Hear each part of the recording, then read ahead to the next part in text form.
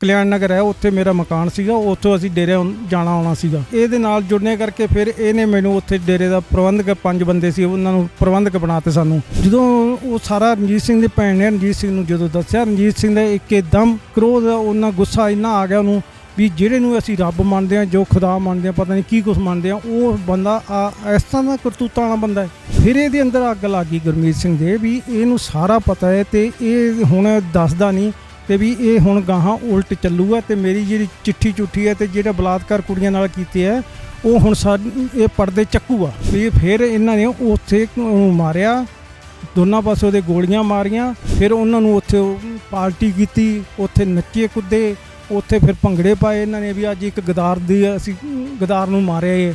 ਇਹ ਫਿਰ ਸਾਰਾ ਇਸ ਤਰ੍ਹਾਂ ਹੋਇਆ ਸੀ। ਜੋ ਸਤਨਾਮ ਸਿੰਘ ਜੀ ਸੀਗੇ ਉਹਨਾਂ ਤਾਈਂ ਤਾਂ ਬਿਲਕੁਲ ਸਾਰਾ ਸਾਫ ਸੁਥਰਾ ਸੀ। ਇਹ ਜਦੋਂ 1990 ਚ ਆ ਗਿਆ ਇਹਨੇ ਸਾਰਾ ਗੰਦ ਪਾਤਾ। ਇਹ ਲੋਕ ਜਿਹੜੇ ਇੰਨਾ ਕੁਝ ਸਾਹਮਣੇ ਆਉਣ ਤੋਂ ਬਾਅਦ ਵੀ ਕਿ ਬੰਦਾ ਬਲਾਤਕਾਰੀ ਆ, ਕਾਤਲ ਆ, ਤੇ ਉਹ ਬੰਦੇ ਦੇ ਪ੍ਰਭਾਵ 'ਚ ਆ ਕੇ ਤੇ ਅੱਜ ਵੀ ਉਹ ਐਡੇ ਬੜੇ ਜਿਹੜੇ ਦੁਸ਼ਕਰਮ ਆ ਉਹ ਸਿੱਖਾਂ ਦੇ ਉੱਤੇ ਸਿੱਧੇ ਹਮਲੇ ਕਰ ਰਹੇ ਆ।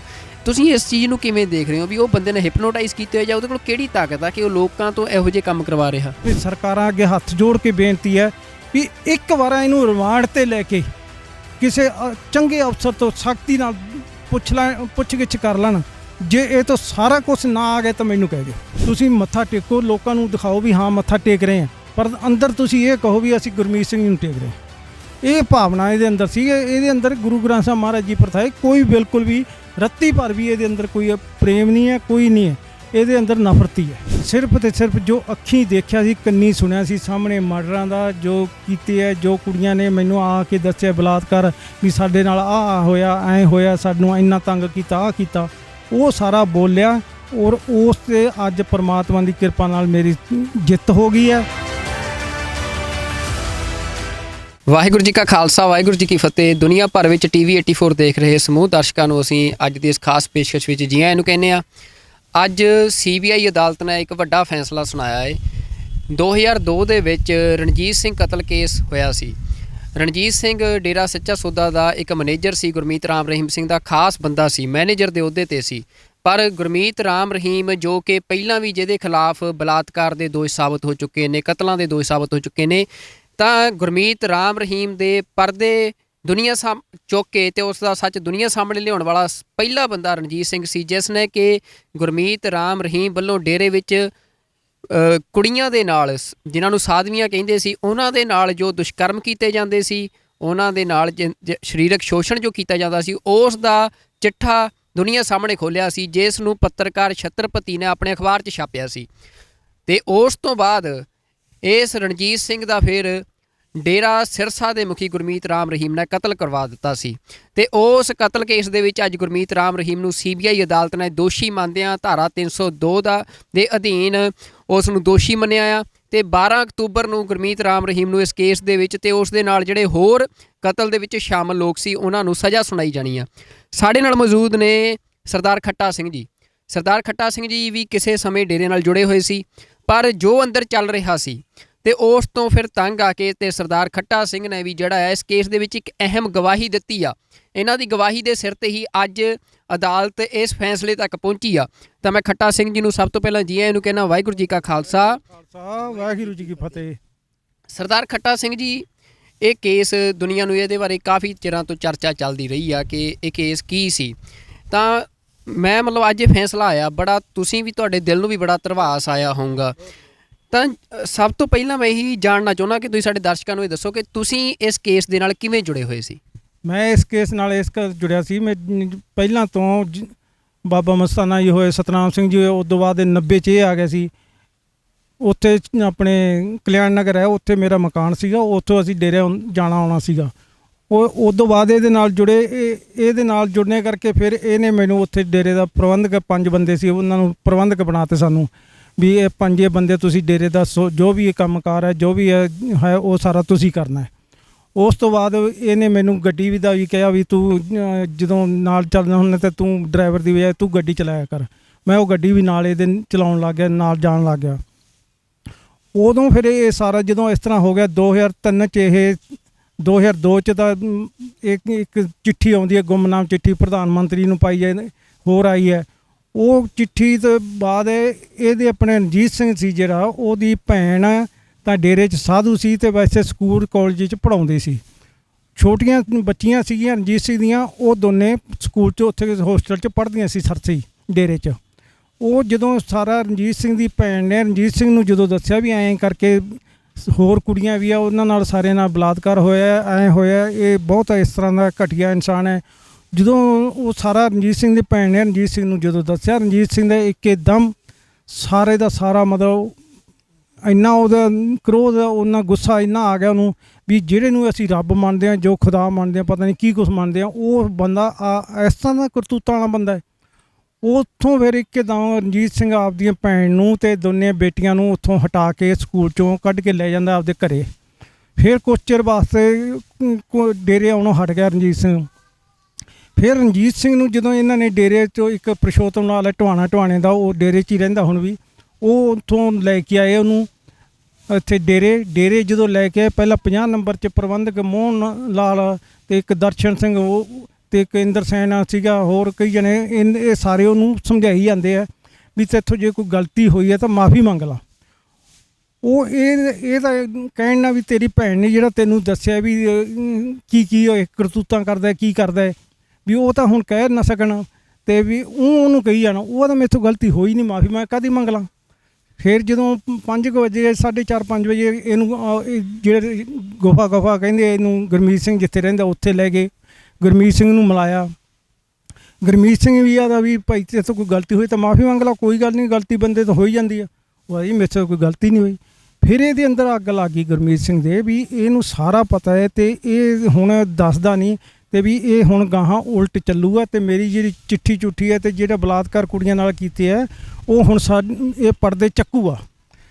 ਅਤੇ ਇਹ ਜਦੋਂ ਇੰਨਾ ਕਹਿ ਕੇ ਵੀ ਕੋਈ ਮਾफ़ੀ ਨਹੀਂ ਮੰਗੀ ਅਤੇ ਰਣਜੀਤ ਸਿੰਘ ਗੁਫਾ 'ਚੋਂ ਬਾਹਰ ਆਇਆ, ਇਹਨੇ ਫਿਰ ਵਾਪਸ ਸੱਦ ਲਏ ਰਣਜੀਤ ਸਿੰਘ ਬਾਹਰ ਹੀ ਰਿਹਾ।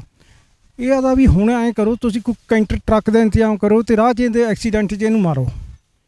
ਆਦੇ ਠੀਕ ਹੈ। ਫਿਰ ਇੱਕ ਦੋ ਬੰਦਿਆਂ ਨੇ ਇਹਨੂੰ ਕਿਹਾ ਜੀ ਜਿਹੜੇ ਨਾਲ ਕੁਛ ਆਪਣੇ ਉੱਥੋਂ ਦੇ ਹੈਗੇ ਬੰਦੇ 2-3 ਪ੍ਰੇਮੀ, ਉਹ ਵੀ ਮਾਰੇ ਜਾਣਗੇ। ਅਤੇ ਇਹ ਤਾਂ ਫਿਰ ਹਾਂ, ਫਿਰ ਆਦਾ ਨਹੀਂ, ਇਹ ਐਂ ਨਹੀਂ ਕਰੋ। ਫਿਰ ਬਾਅਦ 'ਚ ਇਹਨੇ ਆਪਦੇ ਬੰਦੇ ਤਿਆਰ ਕੀਤੇ, ਉਹਨਾਂ ਨੂੰ ਰਣਜੀਤ ਸਿੰਘ ਨੂੰ ਮਾਰਨ ਦੀ ਖਾਤਰ।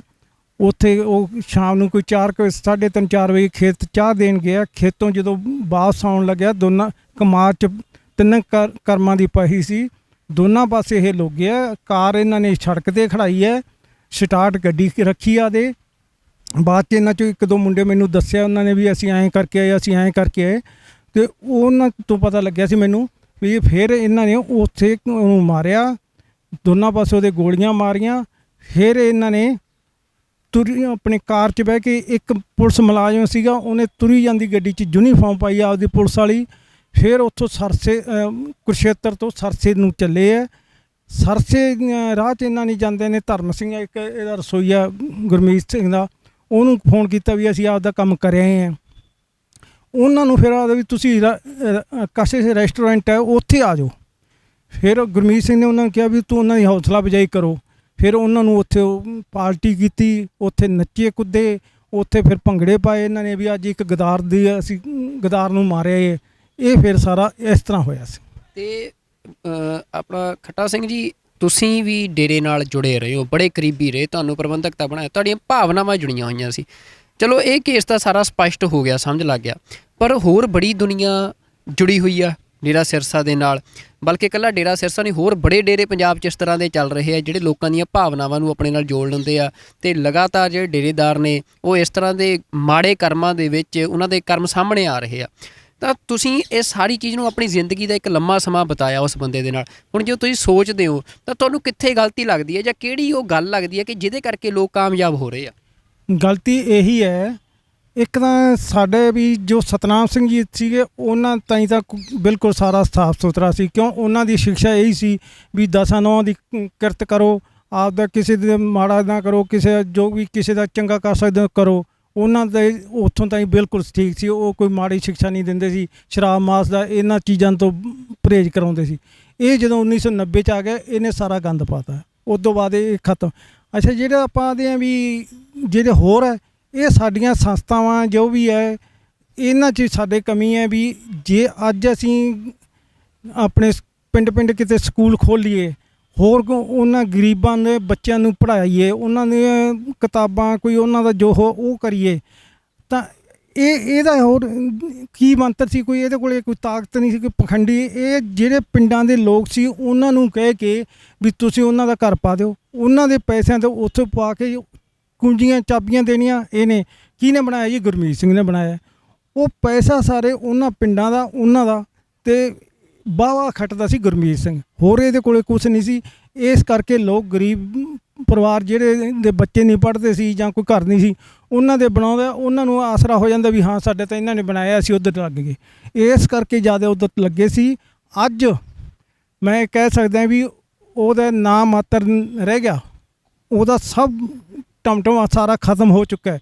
ਇੱਕ ਆ ਜਿਹੜੀਆਂ ਰੱਖੜੀਆਂ ਤੇ ਹੋਰ ਤਿਉਹਾਰ 'ਤੇ ਜਦੋਂ ਵੀ ਉੱਥੇ ਸੁਨਾਰੀਆ ਜੇਲ੍ਹ 'ਤੇ ਜਾਂਦੇ ਆ, ਉਹ ਇਹ ਆਪ ਦੇ ਡੇਰੇ ਦੇ ਕਾਸ਼ੀ ਆਪਣੇ ਨਹੀਂ, ਆਪਣੇ ਕਲਿਆਣ ਨਗਰ ਹੈ, ਇੱਕ ਡੇਰੇ ਦੇ ਨਾਲ ਇਹ ਸਤਨਾਮ ਨਗਰ ਹੈ, ਉਹਨਾਂ ਦੇ ਲੋਕਾਂ ਨੂੰ ਕਰਕੇ ਆਪ ਦੇ ਡੇਰੇ ਬੰਨਿਓ ਜਾਂ ਉਹਨਾਂ ਤੋਂ ਪੈਸੇ ਇਕੱਠੇ ਕਰਕੇ 5-7 ਹਜ਼ਾਰ ਰੱਖੜੀ ਕਰਕੇ ਕੁਛ ਡਾਕ ਰਾਹੀਂ ਭੇਜਤੀ, ਕੁਛ ਉੱਥੇ ਭੇਜਤੀ, ਕੁਛ ਉਹਨਾਂ 'ਚ ਬੁੜੀਆਂ ਬੰਦੇ ਬੱਚਿਆਂ ਨੂੰ ਉੱਥੇ ਲਿਜਾ ਕੇ ਡਰਾਮਾ ਕਰਤਾ ਵੀ ਦੇਖੋ ਜੀ ਉਹ ਗੁਰਮੀਤ ਸਿੰਘ ਨੂੰ ਮਿਲਣ ਗਏ ਹੈ। ਮਤਲਬ ਇਹ ਡਰਾਮਾ ਕੀਤਾ ਜਾ ਰਿਹਾ ਹੈ, ਦਿਖਾਇਆ ਜਾ ਰਿਹਾ ਕਿ ਮੇਰੇ ਨਾਲ ਲੋਕ ਹੈ, ਪਰ ਅਸਲ 'ਚ ਲੋਕ ਨਹੀਂ ਰਹੇ। ਤੇ ਮੈਂ ਇੱਕ ਗੱਲ ਖੱਟਾ ਸਿੰਘ ਜੀ, ਤੁਸੀਂ ਡਰਾਈਵਰ ਰਹੇ ਹੋ, ਤੁਸੀਂ ਗੱਡੀ ਚਲਾਉਂਦੇ ਰਹੇ ਹੋ, ਜਦੋਂ ਇਹ ਲੋਕ ਖੜੇ ਹੁੰਦੇ ਆ ਤਾਂ ਇਹਨਾਂ ਨੂੰ ਬੜਾ ਇੱਕ ਸਿਆਸੀ ਵੀ ਪੈਂਠ ਮਿਲਦੀ ਆ, ਸਿਆਸਤ ਇਹਨਾਂ ਦੀ ਪਿੱਠ 'ਤੇ ਖੜ੍ਹਦੀ ਆ। ਤਾਂ ਜਿਹੜੇ ਉਹ ਸਿਆਸੀ ਲੋਕ ਇਹਨਾਂ ਦੇ ਕੋਲ ਆਉਂਦੇ ਸੀ, ਉਹ ਵੀ ਫਿਰ ਮਤਲਬ ਸਿਆਸਤ ਨੂੰ ਕੀ ਨਹੀਂ ਪਤਾ, ਇੰਟੈਲੀਜੈਂਸ ਸਭ ਦੀ ਸਟਰੋਂਗ ਆ, ਕਿਹਨੂੰ ਨਹੀਂ ਪਤਾ ਕਿ ਕੀ ਇਹ ਬੰਦਾ ਕਰਦਾ ਆ। ਤਾਂ ਤੁਸੀਂ ਸਿਆਸੀ ਲੋਕਾਂ ਨੂੰ ਕਿੰਨਾ ਕੁ ਕਸੂਰਵਾਰ ਸਮਝਦੇ ਹੋ ਇਹੋ ਜਿਹੇ ਲੋਕਾਂ ਦੇ ਖੜੇ ਹੋਣ 'ਚ? ਉਹ 'ਚ ਕਸੂਰਵਾਰ ਹੈ, ਕਿਉਂਕਿ ਇੱਕ ਤਾਂ ਸਿਆਸੀ ਲੋਕਾਂ ਨੂੰ ਇੱਕ ਵੋਟ ਦਾ ਹੁੰਦਾ ਵੀ ਸਾਨੂੰ ਇੱਕ ਵੋਟ ਵੀ ਮਿਲ ਗਈ, ਪਰ ਮੈਂ ਅਸਲੀ ਤੌਰ 'ਤੇ ਸਿਆਸੀ ਜੇ ਲੋਕਾਂ ਦੇ ਸਿਆਸੀ ਬੰਦੇ ਬੜੇ ਸਿਆਣੇ, ਮੈਂ ਇਹਦਾ ਅਸਲੀ ਸਿਆਸੀ ਬੰਦਿਆਂ ਦਾ ਇੱਕ ਵੋਟ ਪਾਸੇ ਉਹਦੇ ਪਿੱਛੇ ਲੱਗ ਗਿਆ। ਇਹਦੀ ਵੋਟ ਮੈਂ ਜਿੰਨਾ ਚਿਰ ਦੇਖਿਆ ਡੇਰੇ 'ਚ ਰਿਹਾ ਸਾਰਾ, ਇਹਦੀ ਵੋਟ ਜਿਹੜੇ ਡੇਰੇ ਜਾਂਦੇ ਆ, ਜਿਹੜੇ ਕਾਂਗਰਸ ਨਾਲ ਜੁੜੇ ਉਹ ਕਾਂਗਰਸ ਨੂੰ ਨਹੀਂ ਛੱਡਦੇ, ਜਿਹੜੇ ਅਕਾਲੀ ਦਲ ਨਾਲ ਜੁੜੇ ਉਹ ਅਕਾਲੀ ਦਲ ਨੂੰ, ਜਿਹੜੇ ਕੋਈ ਬਹੁਤ ਜ਼ਿਆਦਾ ਉਹਨੂੰ ਆਪ ਤਾਂ ਹੁਣ ਬਾਅਦ 'ਚ ਆਈਆਂ ਹੋਰ।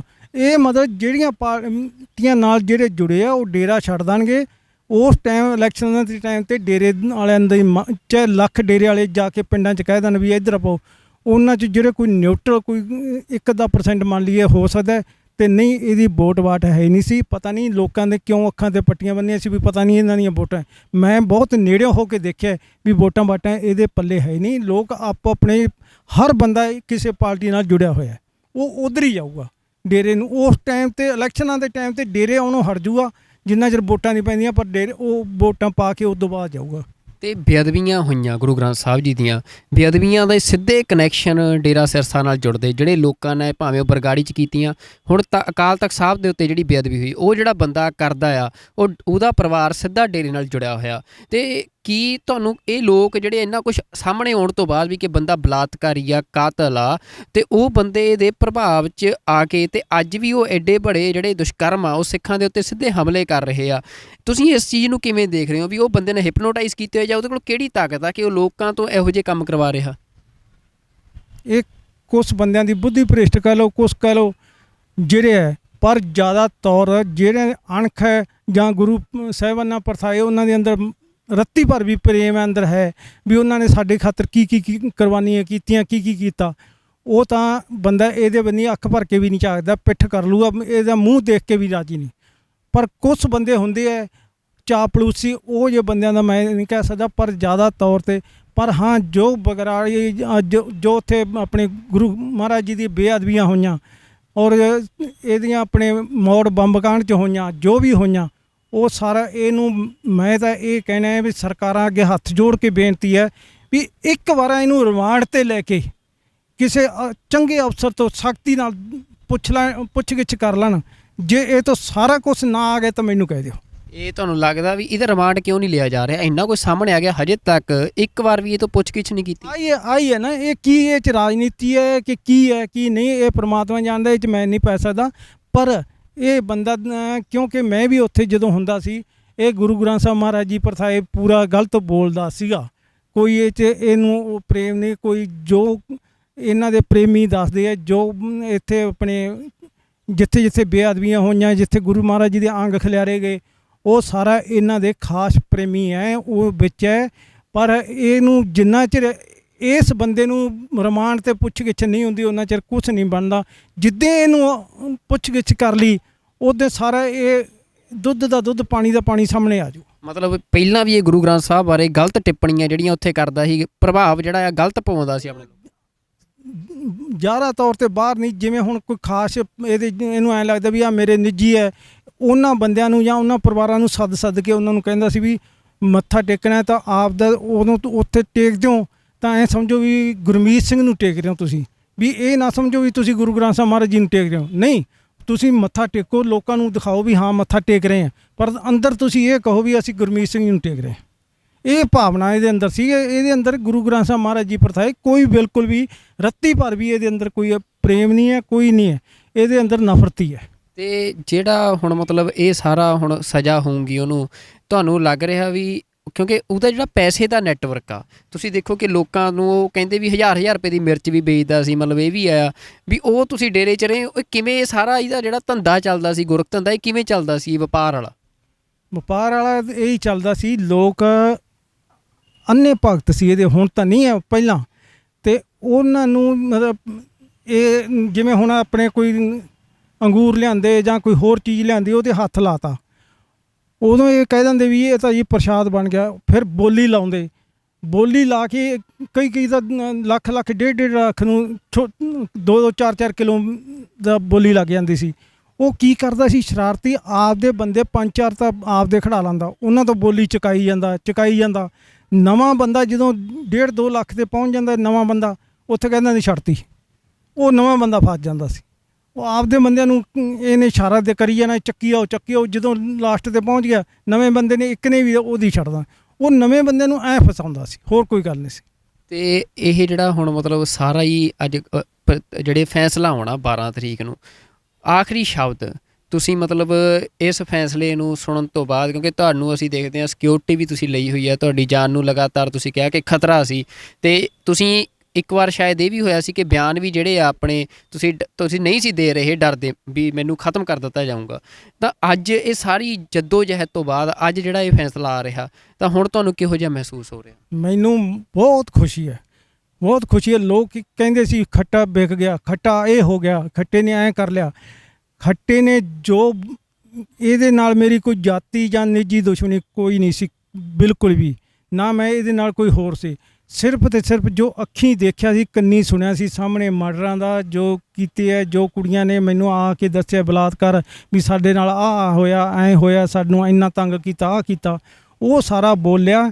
ਔਰ ਉਸ 'ਤੇ ਅੱਜ ਪਰਮਾਤਮਾ ਦੀ ਕਿਰਪਾ ਨਾਲ ਮੇਰੀ ਜਿੱਤ ਹੋ ਗਈ ਹੈ, ਔਰ ਮੈਂ ਇਹੀ ਇਸ ਪਰਮਾਤਮਾ ਅੱਗੇ ਸ਼ੁਕਰਗੁਜ਼ਾਰ। ਪਰ ਲੋਕ ਕਹਿੰਦੇ ਸੀ ਜੇ ਵਿਕਿਆ ਹੁੰਦਾ ਆਹ ਕੰਮ, ਹਾਂ ਇਹ ਜ਼ਰੂਰ ਹੈ ਵੀ ਇੱਕ ਬੰਦਾ ਆਪਦੇ ਦਿਲ 'ਤੇ ਹੱਥ ਧਰ ਕੇ ਸੋਚੇ ਵੀ ਮੇਰੀ 35 ਕਿੱਲੇ ਜ਼ਮੀਨ ਇਹਦੇ ਡੇਰੇ ਦੇ ਵਿੱਚ ਹੋਵੇ, ਘਰ ਹੈ ਜਿਹੜਾ ਉਹ ਇਹਦੀ ਡੇਰੇ ਦੇ ਵਿੱਚ ਹੋਵੇ, ਉਹਨਾਂ ਨੂੰ ਵੀ ਛੱਡ ਕੇ ਤੇ ਆ ਕੇ ਅਗਵਾਈ ਦਿੱਤੀ ਹੋਵੇ। ਉਹ ਮੈਨੂੰ ਪਤਾ ਵੀ ਮੈਂ ਕਿਵੇਂ ਆਪਦੇ ਬੱਚਿਆਂ ਨੂੰ ਤੇ ਕਿਵੇਂ ਉਹ ਪਰਿਵਾਰਾਂ ਨੂੰ ਸੈੱਟ ਕੀਤਾ, ਕਿਵੇਂ ਕੀਤਾ, ਉਹ ਤਾਂ ਮੈਨੂੰ ਪਤਾ ਜਾਂ ਮੇਰਾ ਸੱਚੇ ਪਾਤਸ਼ਾਹ ਜਾਣਦਾ। ਪਰ ਮੈਂ ਇਸ ਕਾਮਯਾਬ ਹੋ ਗਿਆ। ਤੇ ਇਹ ਜਿਹੜਾ ਤੁਸੀਂ ਗੱਲ ਇਹ ਨਵੀਂ ਕੀਤੀ ਆ ਵੀ ਤੁਹਾਡੀ 35 ਕਿੱਲੇ ਜ਼ਮੀਨ ਡੇਰੇ 'ਚ ਆ, ਤੁਸੀਂ ਡੇਰੇ ਨੂੰ ਦੇ ਚੁੱਕੇ ਹੋ ਆਪਣੀ ਜ਼ਮੀਨ? ਡੇਰੇ ਨੂੰ ਦਿੱਤੀ ਤਾਂ ਨਹੀਂ, ਪਰ ਜਦੋਂ ਉਹਨੇ ਜਿੱਥੇ 30 ਲੱਖ 35 ਲੱਖ ਏਕੜ ਦਾ ਰੇਟ ਸੀ, ਉੱਥੇ 7-8 ਲੱਖ ਰੁਪਈਆ ਮੈਨੂੰ ਮਿਲਿਆ। ਉਹ ਵੀ ਕੋਈ ਰਜਿਸਟਰੀ ਨਹੀਂ, ਕੋਈ ਇੱਕ ਨੰਬਰ 'ਚ ਪੈਸਾ ਨਹੀਂ ਦਿੱਤਾ, ਕੁਛ ਨਹੀਂ ਕੀਤਾ, ਕੋਈ ਆਪਣੇ ਚੈੱਕ ਰਾਹੀਂ ਨਹੀਂ ਦਿੱਤਾ। ਅਤੇ ਮੈਂ ਉਹ ਦਿੱਤੀ, ਸਮਝੋ ਵੀ ਜਦੋਂ ਜਿੱਥੇ 35-40 ਲੱਖ ਦਾ ਰੇਟ ਹੋਵੇ, ਸ਼ਹਿਰ 'ਚ ਜ਼ਮੀਨ ਹੋਵੇ, ਔਰ ਇਹਦੇ 4 ਚੁਫੇਰੇ ਇਹਦੀ ਜ਼ਮੀਨ ਉਹਦੇ ਵਿੱਚ ਪੈਂਦੀ ਹੋਵੇ। ਜਦੋਂ ਮੈਂ ਇਹਦੇ ਬਿਆਨ ਦੇ ਰਿਹਾ ਸੀ, ਉਦੋਂ ਮੇਰੀ ਜਿਹੜੀ ਫਸਲ ਹੁੰਦੀ ਸੀ ਉਹਦੇ ਵਿੱਚ ਆਪਦੀ ਸੰਗਤ ਨੂੰ ਵਾੜ ਕੇ ਗੰਦਗੀ ਨਾਲ ਭਰਾ ਦਿੰਦਾ, ਨਰਮਾ ਚੁਗਦਾ ਨਹੀਂ ਸੀ, ਕੋਈ ਕਣਕ ਕੋਈ ਵੱਢਦਾ ਨਹੀਂ ਸੀ। ਅਤੇ ਇਸ ਕਰਕੇ ਜੇ ਉਹ 7-8 ਲੱਖ ਰੁਪਈਆ ਮੈਨੂੰ ਉਹਨੇ ਕਿੱਲੇ ਦਾ ਦਿੱਤਾ ਵੀ, ਤਾਂ ਉਹ ਮੇਰੇ ਕੀ ਕੰਮ ਆਇਆ? ਅੱਛਾ, ਇਹ ਤੁਸੀਂ ਬਾਅਦ 'ਚੋਂ ਵਿਕੀ ਆ ਤੁਹਾਡੀ ਜ਼ਮੀਨ, ਮਤਲਬ ਇਹ ਬਾਅਦ 'ਚੋਂ ਦਿੱਤੀ? ਜਦੋਂ ਕਹਿੰਦੇ ਸੀ ਲੋਕਾਂ ਦੇ ਖੱਟਾ ਮੁੱਕਰ ਗਿਆ, ਖੱਟਾ ਐਂ ਹੋ ਗਿਆ, ਉਦੋਂ ਕਰਾਇਆ ਸਾਰਾ ਇਹਨੇ ਕੰਮ। ਇਹ ਕਿਵੇਂ ਮਤਲਬ ਲੋਕਾਂ ਨੂੰ ਗੰਦ ਪਵਾਉਂਦਾ ਸੀ ਜ਼ਮੀਨ 'ਚ ਭੇਜ ਕੇ? ਸੰਗਤ ਵਾੜ ਦਿੰਦਾ ਸੀ। ਜਿਹੜੀ ਪਹਿਲਾਂ ਤਾਂ ਇਹਦੀ ਡੇਰੇ ਦੇ ਆਸੇ ਪਾਸੇ ਜਿਹਦੀ ਵੀ ਬੇਗੂ ਦੀ ਨੇਜੀਏ ਪਿੰਡ ਦੀ ਜ਼ਮੀਨ ਸੀ, ਉਹ ਵੇਚਦੇ ਨਹੀਂ ਸੀ। ਉਹਨਾਂ 'ਚ ਰਾਤ ਨੂੰ 3-4 ਵਜੇ ਸੰਗਤ ਨੂੰ ਬਾੜ ਦਿੰਦੇ, ਸੇਵਾਦਾਰਾਂ ਨੂੰ ਖੜਾ ਕੇ ਉਹ ਗੰਦਗੀ ਨਾਲ ਭਰ ਦਿੰਦੇ। ਜਦੋਂ ਅਸੀਂ ਚੋਣੇ ਨਾ ਜਾਂਦੇ, ਕਣਕ ਵੱਢਣ ਵਾਲੇ ਨਾ ਜਾਂਦੇ, ਉਹ ਆਖਰ ਨੂੰ ਅਗਲੇ ਡੇਰੇ ਨੂੰ ਦੇਈ ਜਾਂਦੇ। ਇਹ ਭਾਲਦੇ ਸੀ ਵੀ ਐਂ ਮਿਲੂ। ਫਿਰ ਮੇਰੀ ਜ਼ਮੀਨ ਇਹਨੂੰ ਐਂ ਸੀ ਵੀ ਇਹਨੇ ਐਵੇਂ ਤਾਂ ਦੇਣੀ ਨਹੀਂ, ਅਤੇ ਆਪ ਮੈਂ ਉਹ ਛੱਡ ਕੇ ਚੰਡੀਗੜ੍ਹ ਰਹਿਣ, ਇੱਥੇ ਮੋਹਾਲੀ ਰਹਿਣ ਲੱਗ ਗਿਆ ਸੀ। ਫਿਰ ਇਹਨੇ ਆਹ ਕੰਮ ਅਪਣਾ ਲਿਆ ਸੀ। ਫਿਰ ਉਹ ਕਾਫੀ ਚਿਰ ਜਦੋਂ ਜਾਇਦ ਦੇ ਬਾਅਦ ਫਿਰ ਜਦੋਂ ਦੱਸਿਆ ਵੀ ਹੁਣ ਹੋਰ ਕੋਈ ਹੱਲ ਨਹੀਂ, ਹੋਰ ਕੋਈ ਲੈਂਦਾ ਨਹੀਂ ਸੀ, ਫਿਰ ਜਿਵੇਂ ਇਹਨੇ ਦਿੱਤੇ ਜਿੰਨੇ ਪੈਸੇ ਉਹ ਲੈ ਕੇ ਮੈਂ ਆ। ਬਹੁਤ ਧੰਨਵਾਦ ਜੀ ਤੁਹਾਡਾ ਸਾਡੇ ਨਾਲ ਇਹ ਗੱਲਬਾਤ ਕਰਨ ਲਈ, ਤੇ ਇੱਕ ਇਨਸਾਫ ਵਾਲੇ ਪਹਿਲੂ ਤੋਂ ਇਹ ਲੜਾਈ ਲੜਨ ਲਈ ਵੀ ਤੁਹਾਡਾ ਬਹੁਤ ਧੰਨਵਾਦ, ਕਿਉਂਕਿ ਇਹੋ ਜਿਹਾ ਬੰਦਾ ਜਿਹੜਾ ਧਰਮ ਨੂੰ ਵਰਤ ਰਿਹਾ ਹੋਵੇ, ਲੋਕਾਂ ਦੇ ਜਜ਼ਬਾਤਾਂ ਨੂੰ ਵਰਤ ਰਿਹਾ ਹੋਵੇ, ਤੇ ਉਹ ਉਹਨਾਂ ਨੂੰ ਵਰਤ ਕੇ ਤੇ ਇੰਨੇ ਦੁਸ਼ਕਰਮ ਕਰੇ। ਉਹ ਲੋਕ ਜਿਹੜੇ ਆਪਣੀਆਂ ਧੀਆਂ ਨੂੰ ਉਹਦੇ ਡੇਰੇ 'ਚ ਛੱਡ ਕੇ ਆਉਂਦੇ ਸੀ, ਕਿ ਉਹਨਾਂ ਧੀਆਂ ਦੇ ਨਾਲ ਕੀ ਦੁਸ਼ਕਰਮ ਹੋਏ ਹੋਣਗੇ, ਕਿੰਨੇ ਕਤਲ ਹੋਏ ਹੋਣਗੇ, ਹਜੇ ਸ਼ਾਇਦ ਬੜਿਆਂ 'ਤੇ ਪਰਦਾ ਪਿਆ ਹੋਇਆ। ਪਰ ਇੰਨਾ ਮਾੜਾ ਇਹ ਬੰਦਾ, ਪਰ ਇਸ ਨੂੰ ਪਹਿਲਾਂ ਇਸ ਸਿਆਸਤ ਨੇ, ਇਸ ਹਿੰਦੁਸਤਾਨ ਦੀ ਸਿਆਸਤ ਨੇ ਪਹਿਲਾਂ ਇਸ ਬੰਦੇ ਨੂੰ ਪਾਲਿਆ, ਤੇ ਅੱਜ ਇਸ ਬੰਦੇ ਨੂੰ ਬਚਾਇਆ ਜਾ ਰਿਹਾ, ਜਦ ਕਿ ਸ਼ਰੇਆਮ ਇਹ ਗੱਲ ਸਾਹਮਣੇ ਆ ਚੁੱਕੀ ਆ ਕਿ ਜਿੰਨੀਆਂ ਗੁਰੂ ਗ੍ਰੰਥ ਸਾਹਿਬ ਜੀ ਦੀਆਂ ਬੇਅਦਬੀਆਂ ਹੋਈਆਂ ਉਹਨਾਂ ਦੇ ਸਿੱਧਾ ਹੱਥ ਇਸ ਬੰਦੇ ਦਾ। ਪਰ ਅਜੇ ਤੱਕ ਪੰਜਾਬ ਪੁਲਿਸ, ਪੰਜਾਬ ਸਰਕਾਰ ਜਿਹੜੀ ਇਹ ਵਾਅਦਾ ਕਰਕੇ ਆਈ ਸੀ ਕਿ ਅਸੀਂ ਬੇਅਦਬੀਆਂ ਦਾ ਇਨਸਾਫ ਕਰਾਂਗੇ, ਉਹ 5 ਸਾਲਾਂ ਦੇ ਵਿੱਚ ਇੱਕ ਵਾਰ ਵੀ ਇਸ ਬੰਦੇ ਤੋਂ ਪੁੱਛਗਿੱਛ ਨਹੀਂ ਕਰ ਸਕੀ, ਇਸ ਕਾਤਲ ਬੰਦੇ ਤੋਂ, ਇਸ ਬਲਾਤਕਾਰੀ ਬੰਦੇ ਤੋਂ। ਪਰ ਉਸ ਬੰਦੇ ਦੇ ਨਾਲ ਜਿਹਦਾ ਐਡਾ ਵੱਡਾ ਇੱਕ ਗੈਂਗ ਹੋਵੇ, ਐਡਾ ਵੱਡਾ ਇੱਕ ਨੈਕਸਸ ਹੋਵੇ, ਉਸ ਬੰਦੇ ਦੇ ਖਿਲਾਫ ਇੱਕ ਆਮ ਬੰਦੇ ਵੱਲੋਂ ਇਸ ਤਰ੍ਹਾਂ ਲੜਾਈ ਲੜਨੀ, ਤੇ ਆਪਣੀ ਜ਼ਮੀਰ ਦੀ ਆਵਾਜ਼ ਸੁਣ ਕੇ ਆਪਣੀ ਜ਼ਮੀਨ ਤੱਕ ਜਿਹੜੀ ਆ ਉਹਨਾਂ ਦੀ ਉਹ ਦਾਅ 'ਤੇ ਲੱਗ ਗਈ, ਤੇ ਇਹਨਾਂ ਨੇ ਤੁਹਾਨੂੰ ਗੱਲ ਦੱਸੀ ਆ। ਪਰ ਅੱਜ ਇਹ ਸਵਾਲ ਇਹ ਲੋਕਾਂ ਸਾਹਮਣੇ ਆ, ਹਜੇ ਵੀ ਸ਼ਾਇਦ ਬੜੇ ਲੋਕ ਗੁਰੂ ਗ੍ਰੰਥ ਸਾਹਿਬ ਜੀ ਦਾ ਦਰ ਛੱਡ ਕੇ, ਗੁਰੂ ਦਾ ਦਰ ਛੱਡ ਕੇ ਇਹੋ ਜਿਹੇ ਪਖੰਡੀ ਸਾਧਾਂ ਦੇ ਡੇਰਿਆਂ ਦੇ ਉੱਤੇ ਜਾਂਦੇ ਨੇ। ਇਹੋ ਜਿਹੇ ਡੇਰੇ ਜਿਨ੍ਹਾਂ ਨੂੰ ਸਿਆਸਤ ਜਿਹੜੀ ਆ ਉਹ ਆਪਣੇ ਹਿੱਤਾਂ ਵਾਸਤੇ ਵਰਤਣ ਲਈ ਖੜਾ ਕਰਦੀ ਆ, ਤੇ ਉਹਨਾਂ ਤੋਂ ਫਿਰ ਆਪਣੀਆਂ ਇੱਜ਼ਤਾਂ ਵੀ ਲੁਟਵਾਉਂਦੇ ਨੇ, ਆਪਣਾ ਧਨ ਵੀ, ਆਪਣੀਆਂ ਜ਼ਮੀਨਾਂ ਵੀ ਲੁਟਵਾਉਂਦੇ ਨੇ। ਤਾਂ ਇਹੋ ਜਿਹੇ ਲੋਕਾਂ ਨੂੰ ਸੁਚੇਤ ਹੋਣ ਦਾ ਇਹ ਸਮਾਂ ਹੈ ਕਿ ਉਹ ਲੋਕ ਜਿਹੜੇ ਸਿੱਖੀ ਦਾ ਦਰ ਛੱਡ ਕੇ ਤੇ ਇਹੋ ਜਿਹੇ ਬੰਦੇ ਨਾਲ ਜੁੜੇ ਸੀ, ਬਲਾਤਕਾਰੀ ਕਾਤਲ ਦੇ ਨਾਲ, ਉਹ ਵਾਪਸ ਗੁਰੂ ਦੇ ਦਰ 'ਤੇ ਆਉਣ। ਗੁਰੂ ਬਖਸ਼ਣਹਾਰ ਹੈ, ਤੇ ਸਮਾਜ ਵੀ ਜਿਹੜਾ ਆ ਉਹ ਤਾਂ ਹੀ ਸਹੀ ਰਹਿ ਸਕਦਾ ਜੇ ਇਹੋ ਜਿਹੇ ਲੋਕਾਂ ਨੂੰ ਅਸੀਂ ਆਈਸੋਲੇਟ ਕਰਾਂਗੇ। ਇਹੋ ਜਿਹੇ ਲੋਕਾਂ ਨੂੰ ਸਮਾਜ ਆਪਣੇ ਵਿੱਚੋਂ, ਇਹ ਬਿਮਾਰੀਆਂ ਨੇ ਤੇ ਇਹਨਾਂ ਨੂੰ ਖਤਮ ਕਰੂੰਗਾ। ਤਾਂ ਅੱਜ ਸਾਡੇ ਨਾਲ ਗੱਲਬਾਤ ਕਰਨ ਲਈ ਤੁਹਾਡਾ ਬਹੁਤ ਬਹੁਤ ਧੰਨਵਾਦ ਜੀ। ਵਾਹਿਗੁਰੂ ਜੀ ਕਾ ਖਾਲਸਾ, ਵਾਹਿਗੁਰੂ ਜੀ ਕੀ ਫਤਿਹ। ਦੁਨੀਆ ਭਰ ਤੋਂ ਸਾਡੇ ਨਾਲ ਜੁੜਨ ਲਈ ਸਾਰੇ ਦਰਸ਼ਕਾਂ ਦਾ ਬਹੁਤ ਬਹੁਤ ਧੰਨਵਾਦ। ਅਗਲੀ ਵਾਰ ਕਿਸੇ ਹੋਰ ਮਸਲੇ ਦੇ ਉੱਤੇ, ਕਿਸੇ ਹੋਰ ਮਹਿਮਾਨ ਦੇ ਨਾਲ ਤੁਹਾਡੇ ਸਾਹਮਣੇ ਪੇਸ਼ ਹੋਵਾਂਗੇ। ਉਦੋਂ ਤੱਕ ਰੱਬ ਰਾਖਾ। ਵਾਹਿਗੁਰੂ ਜੀ ਕਾ ਖਾਲਸਾ, ਵਾਹਿਗੁਰੂ ਜੀ ਕੀ ਫਤਿਹ।